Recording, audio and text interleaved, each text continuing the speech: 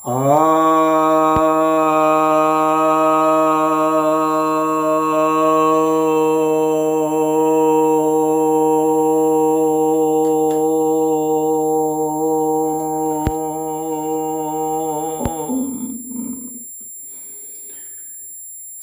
भक्तजनों को सप्रेम नमन।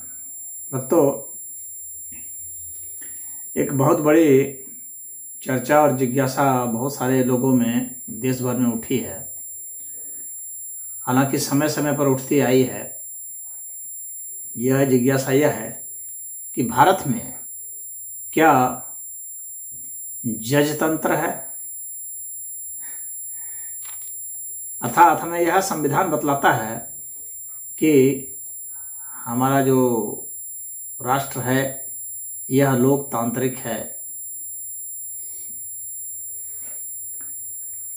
लेकिन हम जब व्यवहार में देखते हैं तो अब पा रहे हैं कि हमारे देश में जजों का हस्तक्षेप हर क्षेत्र में हो चुका है, यानी न्यायालय का हस्तक्षेप हर क्षेत्र में हो चुका है। उन्होंने अपना विस्तार, अपने टेंटिकल्स बढ़ा दिए हैं और अपने उंगली हर जगह घुसेड़ने शुरू कर दी है। यानी वे चाहते हैं कि वे पूरे देश की सत्ता को रन करें। उनके मत के विरुद्ध में, उनकी चाहत के विरुद्ध में कुछ ना होने पाए। ऐसा एक बार नहीं कई बार हुआ है। और यह जो इसकी अगर हम शुरुआत देखते हैं कि कहाँ से यह संघर्ष शुरू होता है, डॉक्टर भीमराव अंबेडकर के समय ही यह चर्चा उठी थी कि भाई सुपरमेसी किसकी हो, क्योंकि संविधान में तीन जो हैं, जैसे एक एग्जीक्यूटिव होता है, एक लेजिस्लेचर है, एक जुडिशियरी है। ये तीन चीज मुख्य है जो संवैधानिक पद हैं, विभाग हैं। तो लेजिस्लेचर ऐसा अर्थ हो गया कि जो विधायिका है, एग्जीक्यूटिव अर्थात जो अधिकारी वर्ग है वह, और जुडिशरी अर्थात न्यायालय। तो यह जो है, इन तीनों के समन्वय से हम लोग का यहाँ पर हम लोग के देश की व्यवस्था चलती है। इसमें सुपरमेसी जो है इन तीनों को नहीं दिया गया, बल्कि कहा गया कि यह संविधान जो है वो सुप्रीम है। संविधान के अनुसार तीनों को कार्य करना है। संविधान में तीनों के अपने अपने पावर, अधिकार, कर्तव्य और दायरे सब बता दिए गए। लेकिन जो बता दिए जाते हैं वैसा ही नहीं रह जाता है। मनुष्य अपनी बुद्धि लगाता है और संविधान में ये बता दिया गया, लेकिन संविधान में जो सबसे महत्वपूर्ण चीज जो डॉक्टर भीमराव अंबेडकर ने छोड़ दिया, चाहे जिस भी कारण से छूटा हो, लेकिन सबसे महत्वपूर्ण चीज जो छूट गई और वह है जनता।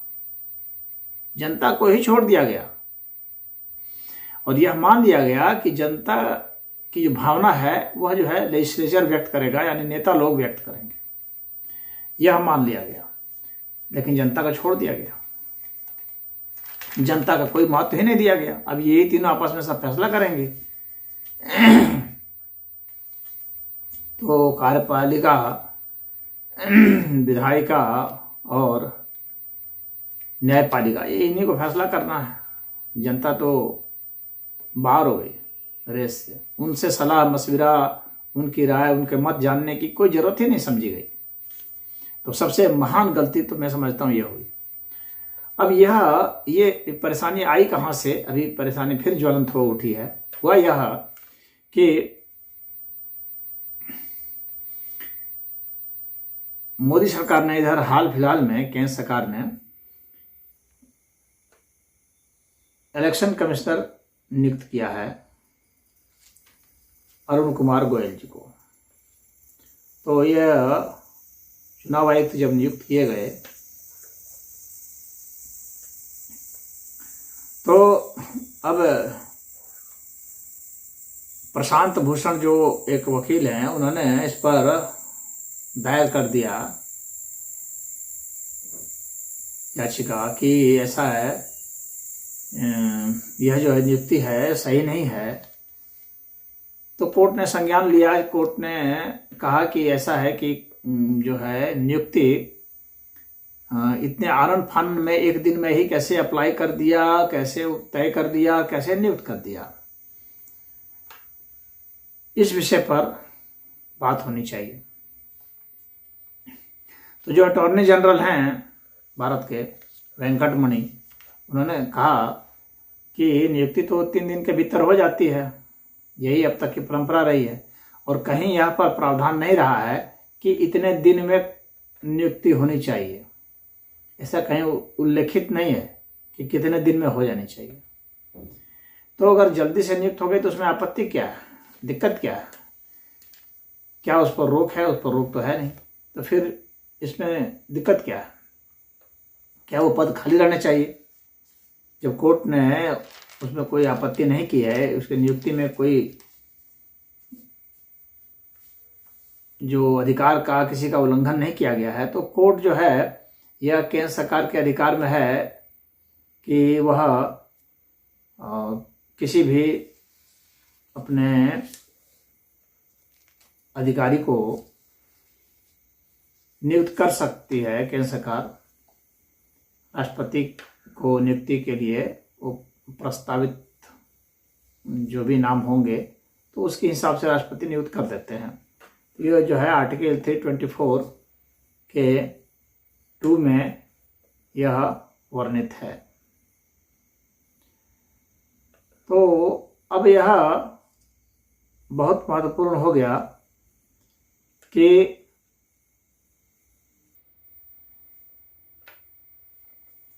नियुक्ति की प्रक्रिया जो है वह तो जैसे उल्लेखित है, केंद्र सरकार का कहना है कि उसी प्रक्रिया फॉलो किया गया, लेकिन जो प्रशांत भूषण है उनकी दलील है कि भाई अपने हिसाब से जो उनके अंडर में काम करते हैं उन्हीं को नियुक्त कर दिया जाता है, और फिर वे लोग जो हैं जो अधिकारी के रूप में काम किए केंद्र सरकार में, उन्हीं को नियुक्त कर दिया है, तो उनके हिसाब से जो है इलेक्शन में वो धांधली कर सकते हैं। तो ये सही नियुक्ति नहीं होती है। ये भारत में जो निष्पक्ष चुनाव नहीं किया जा सकता।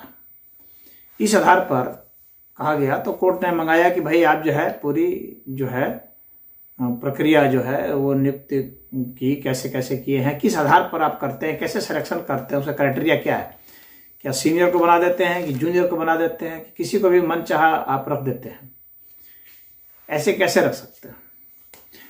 तो इस पर जो है फिर से बहस होती है इस विषय पर कि जो जजों की नियुक्ति होती है वह किस आधार पर होती है। फिर अटॉर्नी जनरल का जो है जजों के पर ही भी आक्षेप लगता है कि आखिर जज जो है अपने हिसाब से कैसे नियुक्त कर लेते हैं, वह किस आधार पर नियुक्त किया जाता है। तो जज में यहाँ पर जो है कॉलेजियम सिस्टम से नियुक्ति की जा रही है, जिसका संविधान में कहीं कोई जिक्र नहीं है, संविधान में जिसकी कोई मान्यता ही नहीं है, उस आधार पर जो है जज जो है अपनी नियुक्ति कर ले रहे हैं। 1993 के पहले क्या था कि पहले नियुक्ति होती थी जजों की, उसमें जो केंद्र सरकार थी वह कुछ जजों को या सीनियर वकीलों को नियुक्त कर, मतलब उसकी प्रस्तावना भेज देती थी राष्ट्रपति के पास, और राष्ट्रपति जो है उसको नियुक्त कर देते थे। जो प्रस्तावना भेजी जाती थी उसको जो है, हालांकि मुख्य जो चीफ जस्टिस होते थे वे प्रस्तावना भेजते थे, तो उसको जो है मान लिया जाता था या उसको इनकार भी कर दिया जाता था। तो जिनको इनकार कर दिया जाता था फिर नई लिस्ट जाती थी, उसमें से फिर किसी को चुनते थे, उसको भी इनकार कर दिया गया, फिर एक दूसरी तीसरी लिस्ट जाती थी। ऐसा होता था। 1993 के बाद क्या कर दिया इन लोगों ने, जो है जजों ने एक कॉलेजियम बनाया और कॉलेजियम बना करके उसमें यह कर दिया कि भाई आप जो है इसको एक बार जो है संशोधन के लिए फिर से भेज सकते हैं कि भाई आप जो है इसमें देख लीजिए क्या है। अगर कोई नाम बदलना है तो केंद्र सरकार उसको भेज देती थी। परंतु 1993 के बाद क्या हो गया कि उसको एक बार भेज दिया गया, तो दोबारा अगर जब उसको वापस भेज देते हैं कॉलेजियम से, तो अब उसको मानना बाध्यकारी है। प्रधानमंत्री के पास कोई विकल्प नहीं है, उसको प्रस्तावित करके राष्ट्रपति के पास भेजना ही है। अब ये कॉलेजियम में 3 सीनियर जज होते हैं और 1 चीफ जस्टिस होते हैं। ये 4 मिल करके निर्णय करते हैं। अब ये 4 इन लोगों ने अपने खुद से ही ये बना लिया है। अब यह प्रश्न उठता है कि भाई आपने किस आधार पर बना लिया है, कि कहीं कोई मान्यता नहीं है, कोई वैलिडिटी नहीं है। जबरदस्ती वे अपने से कहते हैं कि ये हो गया है, हम लोगों ने कर लिया है और ये बढ़िया सिस्टम है। बढ़िया सिस्टम कैसे है, किस आधार पर कर रहे हैं?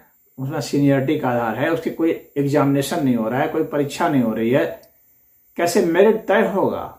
उसमें यह भी एक विवाद उठता है कि सभी जितने प्रकार की जातियां हैं भारत में, जितने वर्ग हैं, उन सबका प्रतिनिधित्व नहीं है। किसी एक खास जाति का जो है उसमें वर्चस्व है और वे ही लोग अपने रिश्तेदारों को, नातेदारों को, अपने बच्चों को उन्हीं को देते रहते हैं, या अधिक से अधिक अपने जो है मित्रों को, और अपने जो उनके जो चेले होते हैं, जो उनके जूनियर होते हैं, जो प्रैक्टिस करते रहते हैं, उन्हीं के चैम्बर के होते हैं, उनको वे उसमें कर देते हैं। उसके भीतर बहुत जबरदस्त धांधली भी होने का आरोप लगाया जाता है कि कुछ लोग पैसे दे करके भी बहुत ज़्यादा जो है अपना रिकमेंडेशन करवा लेते हैं। जो भी हो अंदर का मामला, लेकिन यह आरोप लगते आ रहे हैं कि इस तरह की बातें होती हैं। यानी जो सिस्टम है जज के चुनने का, वो फेयर नहीं है, उसमें घपला है, वह विश्वसनीय नहीं है, क्योंकि वहाँ पर पारदर्शिता नहीं है, मेरिट के आधार पर वहाँ पर है नहीं। इसका अर्थ यह भी नहीं है कि जो जज चुने आ रहे हैं वो मेरिट वाले नहीं हैं, लेकिन उनसे भी मेरिट वाले और हो सकते जो नहीं चुने जा रहे हैं। यहाँ पर यह भी एक प्रश्न खड़ा हो जाता है। तो इस पर जो है बहुत सारे बहस होते रहे। तो संविधान का आर्टिकल 124 क्लॉज 2 में सुप्रीम कोर्ट के जजों की नियुक्ति का प्रावधान है, और आर्टिकल 217 में हाई कोर्ट के जजों का प्रावधान है। अब जो है हाई कोर्ट का कॉलेजियम फिर थोड़ा अलग हो जाता है। उसमें शायद 2 जज हैं और चीफ जस्टिस के अलावा वे मिल करके उसको चुनते हैं। खैर वो अब कैसे चुन लेते हैं, अब इस पर जो है बात छिड़ गई। तो अब इनका कहना है, जो कानून मंत्री हैं अभी किरण रिजिजू जी, तो उनका कहना है कि वो कॉलेजियम में बदलाव होना चाहिए, और इसका प्रयास किया गया सन 2014 में। मोदी सरकार ने इन सब चीज को देखते हुए एक न्यायिक आयोग के गठन की बात की थी। अब इस न्यायिक आयोग में ऐसा सिस्टम लगाया गया था कि कुल 6 होंगे, और इस 6 में से ऐसा है कि एक चीफ जस्टिस होंगे, एक और 2 सीनियर जज होंगे, 3 ये हो गए, एक जो है लॉ मिनिस्टर होंगे 4, और 2 और जो है चुने जाएंगे, जो कि केंद्र सरकार और विपक्षी पार्टियां मिल करके और चीफ जस्टिस मिल करके चुनेंगे 2 और को। उस कोई भी नागरिक को वो हो सकता है। तो यह जो है प्रस्ताव लाया गया, और यह 99वां संशोधन संविधान का था। इसको पास किया गया, 2/3 बहुमत से पास भी हुआ। 20 के आसपास जो है 20 राज्य ही थे शायद, 20 या कैसे ऐसे रहे, 20 ही थे। उन राज्यों ने भी पास कर दिया। तो पार्लियामेंट से 2/3 बहुमत से पास हो गया, लोकसभा राज्यसभा से भी, और राज्यों से भी पास हो गया बहुमत से ज्यादा से। तो उसको जो है जजों ने, यानी न्यायालय ने कह दिया कि इसको हम लोग मानते ही नहीं, कह दिया ये अनकॉन्स्टिट्यूशनल है। किस आधार पर अनकॉन्स्टिट्यूशनल है? उसमें आयोग की व्यवस्था थी, चयन की व्यवस्था थी, तो अनकॉन्स्टिट्यूशनल कैसे कह दिया? और आपके कॉलेजियम कैसे कॉन्स्टिट्यूशनल हो गया? यह बताना पड़ेगा ना कि कॉलेजियम कैसे कॉन्स्टिट्यूशनल है, वो अनकॉन्स्टिट्यूशनल कैसे हो गया।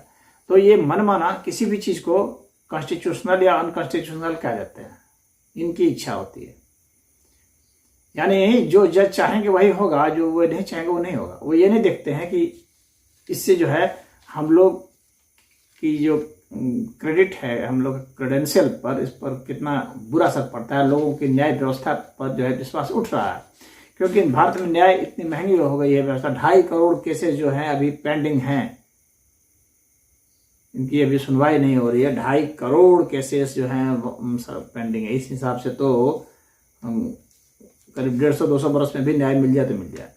किसी भी धारा के तहत जो है अगर किसी के ऊपर कोई धारा लगी है तो उसमें यह नहीं निर्णय होता है कि कितने समय में इस पर फैसला आ जाना चाहिए। तो ये चलता रहता है। महत्वपूर्ण केसेस जो हैं वो पेंडिंग पड़े रहते हैं, और बेकार के केसेस जो है तुरंत फैसला कर देते हैं। अभी अगर किसी टेररिस्ट को छोड़ना होता है, कई बार देखा गया है कि रात को कोर्ट खुलवा दिया जाता है और वहां पर कोर्ट तुरंत फैसला देकर के उसको छोड़ देते हैं। और लेकिन राम मंदिर का मामला बरसों से अटकाए हुए थे सब। आखिर क्या मामला है? जब मुसलमानों का हुआ मामला आया हिजाब वाला, तो कहते हैं कि हम लोग के उसमें नहीं है, ये इसमें ये कोर्ट के दायरे के बाहर है। और जब जल्लू कट्टू का मामला आ गया तो कहे कि नहीं कोर्ट में, माने हिंदुओं का मामला आ जाता है तो कोर्ट के अधीन आ जाता है, और मुसलमानों का मामला आ जाता है तो कोर्ट के बाहर हो जाता है। ये तो यहाँ का इस तरह का सिस्टम है, मनमाना सिस्टम जो है यहाँ पर है। इसका मतलब है कि यहाँ पर एक विशेष विचारधारा के लोग जो हैं ये आरूढ़ हैं, और वे एक जो है वर्चस्व अपना बनाए रखना चाहते हैं, अपने रिश्तेदारों नातेदारों अपने इन सबों को रख करके, और जो भी उनके सगे संबंधित हैं, मित्र नाते हैं, उन सबको वे उसमें प्रश्रय देना चाहते हैं और उनको ही अपॉइंट किया जाता है।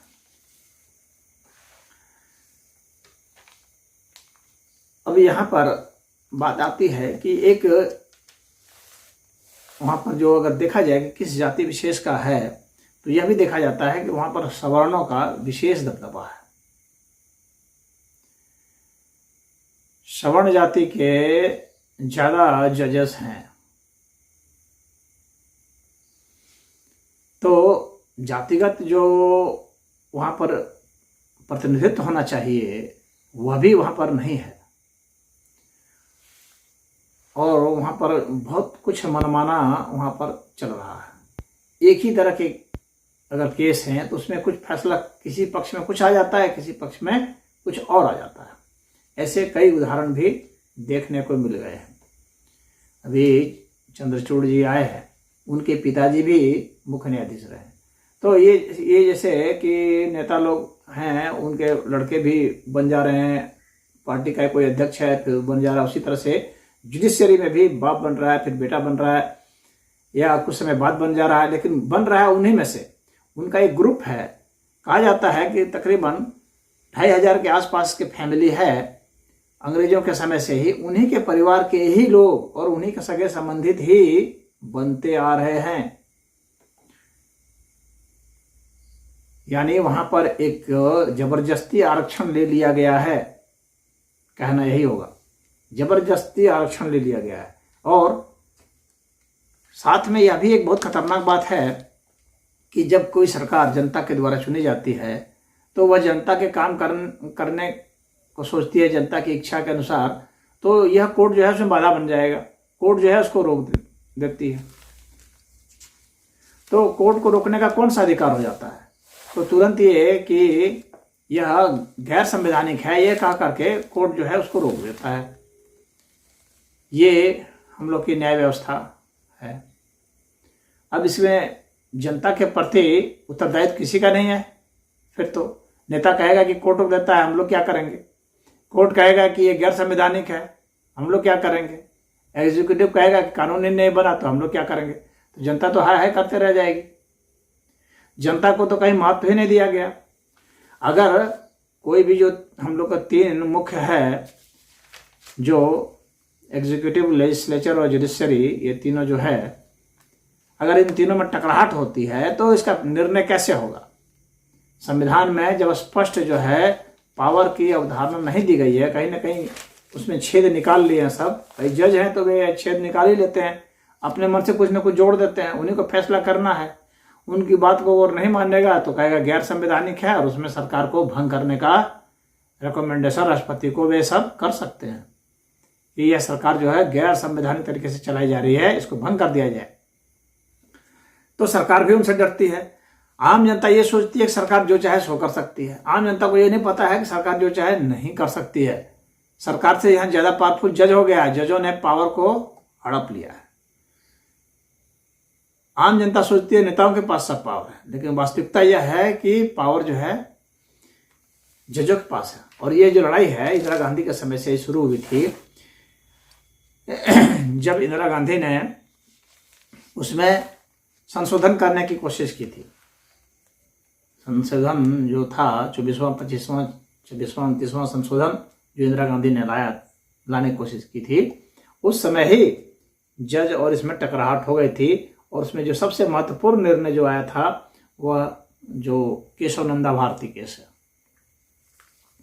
तो जो गोलकनाथ केस और केशव नंदा भारती केस, ये जो दो केस आए, इससे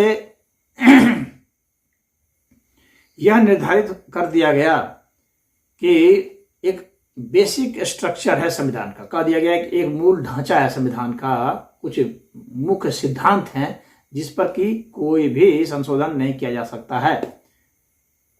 वो उसी में इंदिरा गांधी ने धर्मनिरपेक्षता जोड़ दिया, इसे लोकतंत्र जोड़ दिया और समाजवाद जोड़ दिया, देश की अखंडता, ये सब उसमें जोड़ दिया और कहा कि ये जो है मूल ढांचे में कोई संशोधन नहीं किया जा सकता है। ये कोर्ट ने फैसला दिया और यह कह दिया कि जो भी संसद प्रस्ताव पारित करा देती है वह बिल पास भी हो गया, कानून बन गया, लेकिन कानून बनेगा कि नहीं, वास्तव में उसकी मान्यता होगी कि नहीं होगी, इसका जो अंतिम फैसला है कि वह संवैधानिक है या नहीं है, इसका फैसला जज ही करेगा। इसका अर्थ है कि जज के मुताबिक जो बात नहीं होगी उसको वो कह देगा कि यह गैर संवैधानिक है। यानी हर चीज उसके मुताबिक होनी चाहिए। कहीं अपॉइंटमेंट होगा तो उसके मुताबिक होनी चाहिए, कहीं कोई कानून बनेगा तो उसके मुताबिक होना चाहिए। यहाँ संविधान के मुताबिक छोड़ दीजिए, ये तो खैर दिखाने की बात हो गई। संविधान वास्तव में मुताबिक क्या है? जज के मुताबिक। ये ध्यान रखिए, व्यवहारिक यह है। वो तो संविधान को तो एक आड़ ले लिया गया है, संविधान की आड़। ये तो वे नहीं कह सकते ना कि हम लोग के मुताबिक, तो वे कहते हैं संविधान के मुताबिक, कि संविधान के मुताबिक ये नहीं हुआ। वास्तव में क्या होता है कि उनके मुताबिक नहीं हो रहा है। तो उनके मुताबिक होना चाहिए, कहने का मतलब यह हो गया कि सारा पावर जो है बिना जनता की सहमति के सारा पावर उन लोगों ने हासिल कर लिया है। इसीलिए यह जज तंत्र है। हम लोग का देश लोकतंत्र बिल्कुल नहीं है, यहाँ जज तंत्र है। लोकतंत्र तो तब होता जब जनता की भागीदारी होती। जब कोई भी कानून पास होता तो उस कानून को पार्लियामेंट से या विधानसभा से पास करने के बाद जनता के द्वारा भी पास कराया जाता। तब होता कि लोकतंत्र है। जनता से पूछा ही नहीं जा रहा है, वे आपस में ही फैसला कर रहे हैं। जनता से पूछा जाना चाहिए हर मामले में। कोई नियुक्ति हो रही है, अगर दोनों में टकराहट है तो किसकी बात सही है? जज की बात सही है कि प्रधानमंत्री की बात सही है? इसका फैसला जो है जनता को करने देना चाहिए। तब माना जाता है कि लोकतंत्र है। संविधान में स्पष्ट उल्लेखित ही नहीं है। तो संविधान तो इस तरह से हम लोग का बना दिया गया है जिसमें कि पावर जो है उल्लेखित ही नहीं है। और जो जितना उल्लेखित है उसमें से कहीं लूप होल निकाल करके, छेद निकाल करके, बाल का खाल बना करके, खींच करके, क्योंकि वहां पर तो शब्दों पर बात होती है। शब्दों को खींचने में वे सब उस्ताद होते हैं, वही उन्हीं की रोजी रोटी है, वही उसी की कमाई है, वे जिंदगी भर वही खाते रहे। तो वही शब्दों को खींच करके उन्होंने अपने पक्ष में अधिकार कर लिया है कि यह जो है हमारा, और कहते हैं ये संतुलन होगा। Check and balance system check करेंगे, जज चेक करेंगे प्रधानमंत्री को, प्रधानमंत्री चेक करेंगे जज को, करेंगे मुख्य निर्वाचन आयुक्त को, वे करेंगे उसको, वो करेंगे राष्ट्रपति को, इस तरह से सब एक चेक बैलेंस करेंगे। अरे इनके चेक बैलेंस में जनता कहाँ है? जनता भी तो होनी चाहिए थी चेक बैलेंस में, और जनता के लिए ही तो सारे संविधान हैं। ये कह दिया गया कि संविधान ही सर्वोपरि। नहीं, सर्वोपरि जनता है, जनता के लिए संविधान है, संविधान के लिए जनता नहीं बनी है। तो यह जो लड़ाई है यह बहुत खतरनाक मोड़ पर आ चुकी है। अब यह खतरनाक किस आधार पर हो चुकी है, मैं आपको ऐसे समझाता हूं, इसको ऐसे समझिए।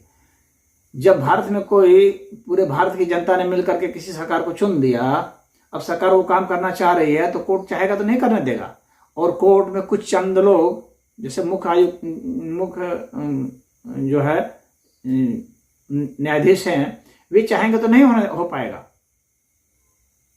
यानी मुख्य जो न्यायाधीश है वही इस देश को चला रहा है। तो विदेश की जो शक्तियां हैं, विदेशी शक्तियां हैं, जो पावरफुल लॉबी है, वो उसी को पैसा दे करके नहीं खरीद सकते हैं। क्या गारंटी है कि नहीं खरीदाएगा वो? उसको तो अमेरिका, इजराइल, रूस, चीन, जापान, जर्मनी, फ्रांस, इंग्लैंड, कोई भी उसको घूस दे करके, या उनकी जो लॉबी घूस दे करके कहे कि भाई तुम इस कार्य को बाधित करो, मोदी के कार्य को रोको, जो भी केंद्र सरकार है उसके कार्य को रोको, ये तो कहा जा सकता है। और वे ऐसे करने लग जाएंगे अगर उसके एजेंट हुए, तब क्या होगा? तब पूरे देश की इतनी जो जनता है उसका जो है अधिकार कहां गया? तो यह तो एक व्यक्ति रन कर रहा है फिर तो, और वह एक व्यक्ति जो किसी के प्रति जिम्मेवार नहीं है, ना संविधान के प्रति जिम्मेवार है, ना किसी संसद के प्रति जिम्मेवार है, ना जनता के प्रति जिम्मेवार है, वो किसी के प्रति जिम्मेवार ही नहीं है, वो तो मनमाना है, अकेला है। तब तो ये तानाशाह हो गया, ये जजों का तानाशाह है। और इसमें विदेशी शक्तियां एक्ट करेंगी। विदेशी शक्तियों ने संविधान का अध्ययन करके ताड़ लिया है कि यहाँ की सरकार को पिन डाउन करने के लिए, यहाँ की सरकार को काम नहीं करने देने के लिए, यहाँ की सरकार को बाधित करने के लिए, यहाँ की प्रगति को रोकने के लिए हमें जज को अपने हाथ में ले लेना, जुडिशियरी को हाथ में ले लेना, और उसको आराम से हाथ में ले लेंगे। अब वो हर जगह टांग अड़ाते रहेंगे, कोई भी काम नहीं होने देंगे जो वे न चाहें। इस तरह से भारत का यह जो संविधान है वो हैक कर लिया गया है। भारत का संविधान हैक कर लिया गया है। मैं आपको बता देता हूं, यह संविधान अब जनता का संविधान नहीं है। यह संविधान अब नेताओं का भी संविधान नहीं है। एक तो नेता हैक कर लिए थे, और नेता को जजों ने हक कर लिया है। अब जनता को इसमें आंदोलन करना पड़ेगा। केंद्र सरकार को चाहिए कि रेफरेंडम कराए, जनमत संग्रह कराए, और जनमत संग्रह करा करके फिर हो कि जजों की नियुक्ति कैसे हो, जजों को कैसे हटाया जा सकता है, और किसी को भी कैसे हटाया जा सकता है, उसमें जनता का सीधा अधिकार होना चाहिए। प्रधानमंत्री को भी कैसे हटाया जा सकता है, राष्ट्रपति को भी कैसे हटाया जा सकता है, हर चीज में जनता का अधिकार होना चाहिए। और जो भी कानून पास होगा वह जनता के द्वारा भी पास होना चाहिए। तब जाकर के हम लोग लोकतंत्र के प्रथम स्टेज में प्रवेश करेंगे। प्रथम स्टेज में प्रवेश करेंगे। फाइनल स्टेज तो होगा कि नेताओं की कोई जरूरत नहीं रहेगी, और जनता सीधे कानून बनाएगी, और जनता किसी भी न्यायाधीश को कभी भी हटा सकती है, क्योंकि वे नौकर हैं। वे से मालिक कैसे बन गए? तनख्वाह खाते हैं जनता की, तो मालिक कैसे बन गए? लेकिन जनता की तनख्वाह खा करके जनता के टैक्स पर ये सब ऐसो आराम कर रहे हैं, और शासन भी कर रहे हैं, और जनता यहां मालिक नहीं है बल्कि गुलाम है। अब जनता को आंदोलन करना ही पड़ेगा, अन्यथा फिर यह तो व्यवस्था पूरी हैक कर ली गई है। और मैं समझता हूं कि अम्बेडकर भी ऐसा नहीं सोचे होंगे कि इतने मास्टरमाइंड सब निकलेंगे जो हैक कर लेंगे। हरिओम।